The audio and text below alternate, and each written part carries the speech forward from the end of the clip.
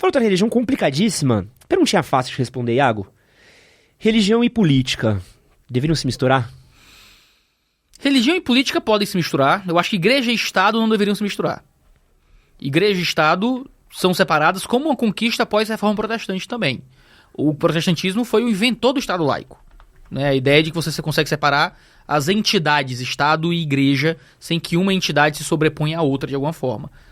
Então você pensa em sociedades orientais, por exemplo, onde o líder da igreja é também líder civil, você tem no Ocidente duas instâncias separadas em que o líder da igreja e o líder civil não são o mesmo líder. Isso é Estado laico, não é? Em que o Estado não beneficia uma religião específica em nome das outras religiões, por exemplo. Isso é Estado laico. Agora, religião e política podem se relacionar porque a religião faz parte da esfera civil também. Então, religiosos podem entrar no mundo político, a política vai ter coisas que tocam também na religião. Então, eu não vejo nenhum problema que religiosos e políticos estejam, de alguma forma, correlacionados dentro desse espaço livre de participação pública e civil. Porque a alternativa é você impedir os religiosos de participarem da política, ou de interesses oriundos das existências religiosas serem tolhidas como existências de segunda classe também. Então, igreja e Estado deveriam estar separados? Com certeza. Religião e política devia estar separado? É impossível. Mas é que essa é uma linha muito difícil de você traçar. Por exemplo, religião, Estado e religião e político. Porque o político, de certa forma, ele acaba atuando dentro da estrutura do Estado, né? Um Sim. deputado, ele vota em algo que acaba movendo uma relação dentro do Estado, né? Sim. E aí talvez seja um limiar difícil de traçar, né? Porque uma coisa acaba influenciando a outra. Claro. Mas de isso é certa democracia. forma. Isso é democracia. É pelo poder do número. Democracia é pelo poder do número. E o número que se estabelece pelo poder do convencimento. Então, quanto mais pessoas convencidas de colocar uma pessoa com uma ideia lá, mais aquelas ideias vão se estabelecer.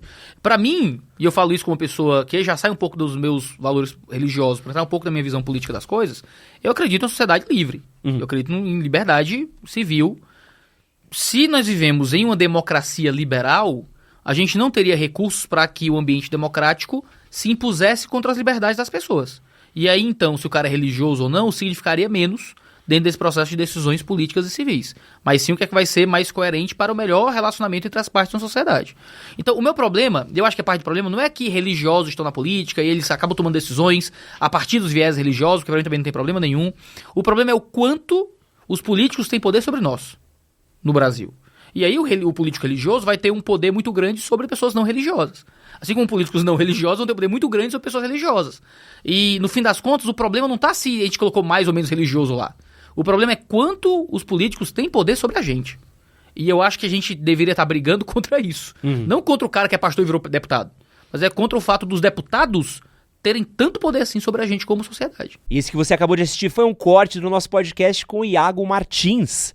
Para você assistir o episódio completo, clica aqui do lado e vou deixar um outro corte que você também vai gostar. Valeu.